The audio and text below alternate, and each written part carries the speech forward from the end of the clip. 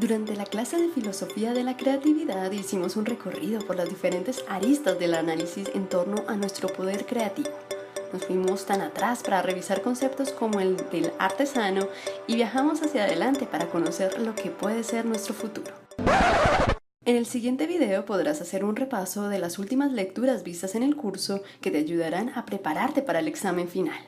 Esto fue Filosofía de la Creatividad. Comenzamos con David Joseph Bohm, un físico estadounidense que hizo importantes contribuciones en el campo de la filosofía y la neuropsicología.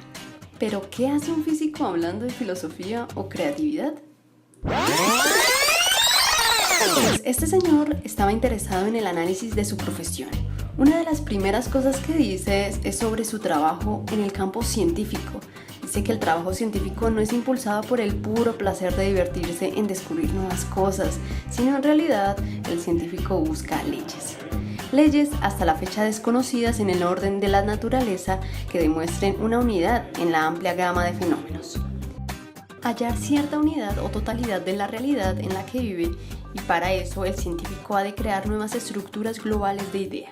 Es así como trae el ejemplo de Albert Einstein y nos dice que a diferencia de otros científicos de su época, tenía el don de la originalidad.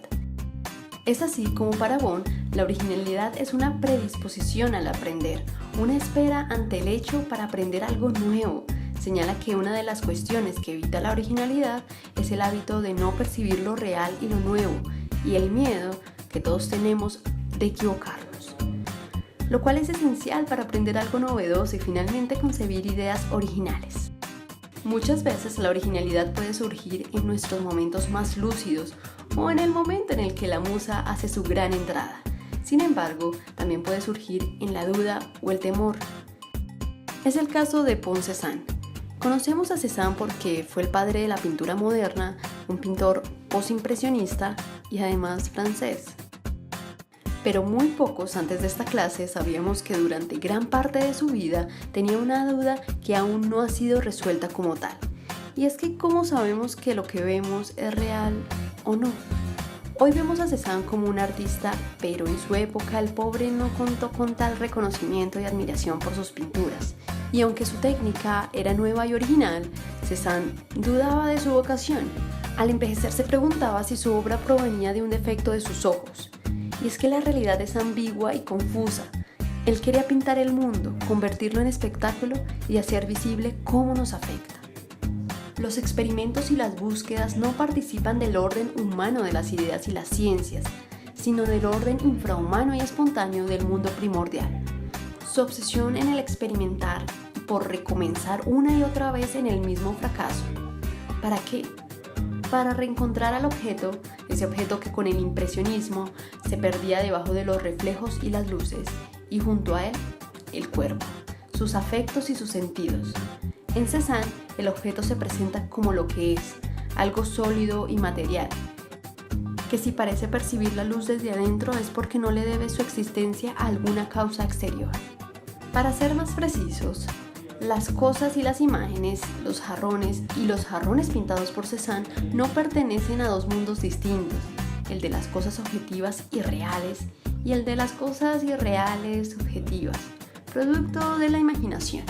Pertenecen a un único mundo que existe y afecta al espectador, al artista y al mismo mundo en diferentes maneras.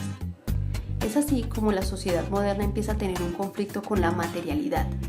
Richard Sennett plantea en su libro El artesano una reflexión que realza el valor de la cultura material y la actividad artesanal, retomando una discusión que había iniciado Hannah Arendt en los años 60 sobre la dicotomía entre el Animals-Lauren y el Homo faber.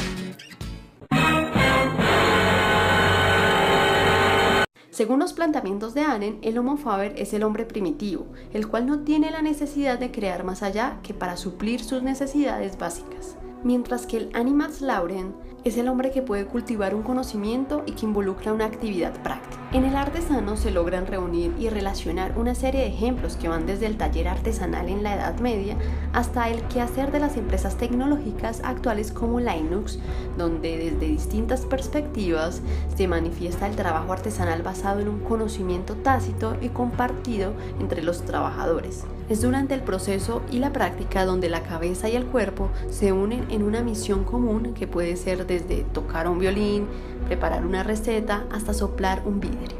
Ahí se refleja tanto la unión de la mano y la cabeza como el vínculo entre la tradición heredada y la capacidad de innovar y resolver problemas de la actualidad. Sennett no hace un análisis comprendiendo a la artesanía como una práctica idílica y pasada que existió en el taller artesanal, sino más bien desde la actualidad, desde el trabajo artesanal en una oficina de arquitectos, en una orquesta de música o en una empresa como Apple.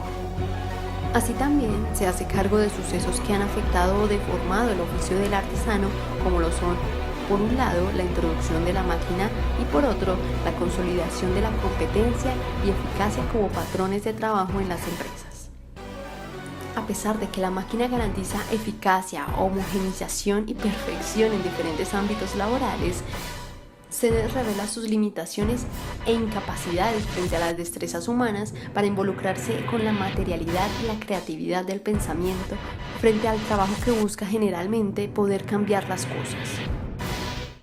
El artesano sostiene que la capacidad para trabajar es amplia y compartida por todos. Sin embargo, su desarrollo dependerá de la facultad del artesano para localizar, indagar y develar problemas. Es por ello que la mayor amenaza para el artesano no es la aparición de la máquina ni la falta de capacidades. Durante esta época, la motivación será más importante que el talento. Otros autores como Walter Benjamin nos van a hablar de una realidad más compleja que el simple objeto.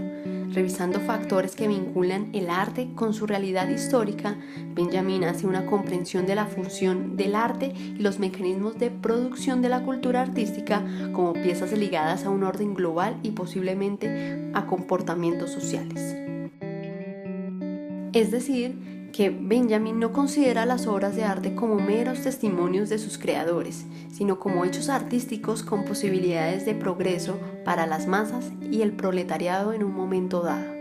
Aunque la idea de progreso sitúa el arte como instrumento y como lenguaje, y así lo plantea Benjamin, porque en su texto, cuando se refiere a la pintura, al cine y a la literatura y a todos los fenómenos estéticos y artísticos, lo hace desde la similitud del arte con el lenguaje, entendiendo el lenguaje no como medio neutro, sino como instrumento para infundir conocimientos o reflexiones.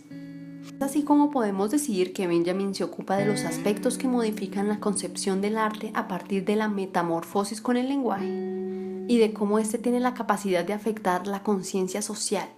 Por supuesto, su escrito no pretende enunciar recetas para utilizar el arte como arma política, pero sí es importante resaltar que es una dirección que persigue al estudiar la reproducción técnica del arte. En la época de la reproductibilidad técnica de la obra de arte, lo que se modifica sustancialmente es su aura, que según el autor es el aquí y el ahora. Acercar espacial y temporalmente las cosas es una aspiración de las masas actuales, que tienden a la necesidad de adueñarse de los objetos en su imagen o más bien en su copia, es decir, en su reproducción. Así Benjamin explica que la técnica reproductiva desvincula lo reproducido del ámbito de la tradición. Al multiplicar las reproducciones pone su presencia masiva en el lugar de una presencia irrepetible. Brents, citado por Benjamin, tiene un punto de vista muy importante al respecto. Cuando una obra artística se transforma en mercancía, el concepto de la obra de arte no resulta ya sostenible en cuanto a la cosa mercancía que surge. En los planteamientos de Benjamin se observa que con los diversos métodos de reproducción técnica han crecido las posibilidades de exhibición de la obra de arte y que se ha modificado la relación de la masa con el arte. Benjamin dice que el arte, en lugar de ser una fundamentación en un ritual, aparece como una praxis distinta, como un acto político. La verdadera importancia del arte no radica en su originalidad o autenticidad, sino en una dimensión ideológica utilizada educativamente, informativamente y políticamente. Bueno, grabad ya, por favor, que me fatigo mucho en esta pose. Ya vamos, señora. Estamos ajustando el foco. Perfecto. Sonido, cámara, acción. Un saludo para todos. Soy Amalia del Llano y Dotres, condesa de Vilches, y estaré en el mes de septiembre visitándoos en vuestra querida ciudad, en la exposición El Prado en Bogotá. No os perdáis la oportunidad de conocerme, chicos. Nos vemos allí. ¡Venga! Eventos tan inocentes como el Año Colombia-Francia o la exposición del Museo del Prado en Bogotá nos hacen pensar el arte como medio para importar una cultura extranjera, compararla con la nuestra y finalmente acogerla. Y ya que veíamos a doña Amalia del Llano y Dotres invitándonos a la exposición del Museo del Prado en Bogotá, hoy en día un movimiento general de la virtualización afecta no solo a la información o a la comunicación, sino también a los cuerpos, al funcionamiento económico y a los marcos colectivos de la sensibilidad o el ejercicio de la inteligencia. La virtualización alcanza incluso a las formas de estar juntos, a la formación del nosotros, comunidades virtuales, empresas virtuales, democracia virtual, etc.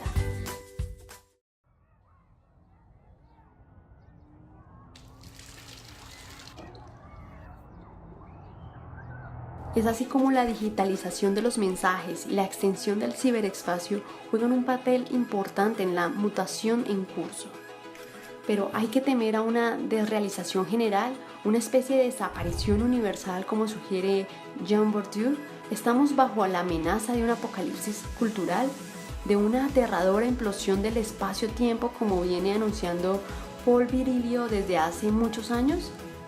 Pues Paul Levy nos plantea una hipótesis diferente, no catastrófica.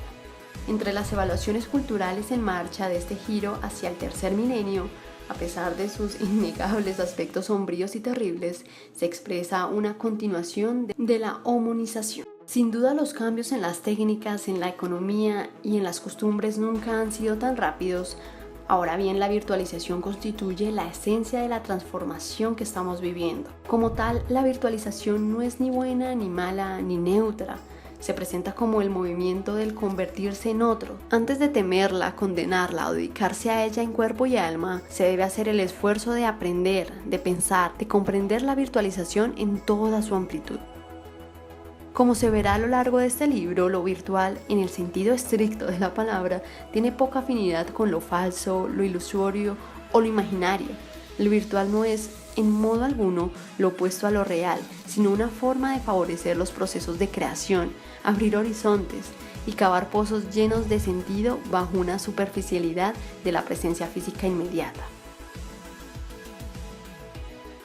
Es así como Paul Levy no solo nos da una definición de lo virtual como un modo particular del ser, sino también ha querido analizar e ilustrar un proceso de transformación de un modo a otro ser. Pues precisamente este paso es a su vez un movimiento de autocreación que ha hecho surgir a la especie humana y a su acelerada transición cultural.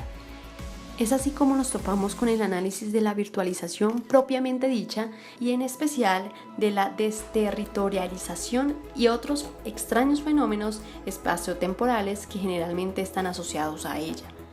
Ahora trabajamos a distancia, compramos a distancia y nos comunicamos a distancia, y en ese sentido podemos ser omnipotentes. Es la virtualización un producto creativo que responde a la necesidad de reducir el mundo tanto en distancia y tiempo. Asimismo nos pone en un escenario en donde la virtualización de nuestros cuerpos se hace posible al poder ver, opinar y conocer cualquier cosa en tiempo real. Es decir, que la intervención de nuestros cuerpos no es necesaria. Mientras tanto, nuestra mente también se ha virtualizado y al parecer el arte también.